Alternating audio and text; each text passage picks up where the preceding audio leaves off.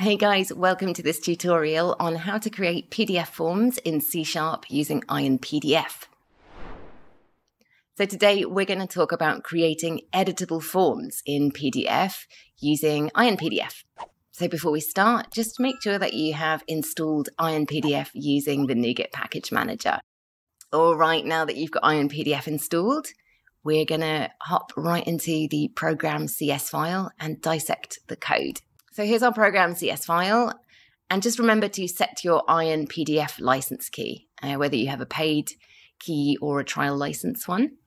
Now, this string, form HTML, contains the HTML of our form.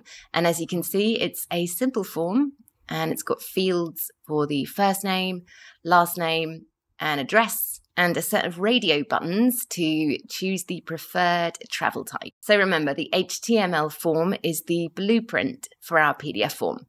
Then we instantiate the Chrome PDF renderer, and this is what converts our HTML to a PDF. The important line here is setting create PDF forms from HTML to true. And this ensures that the HTML forms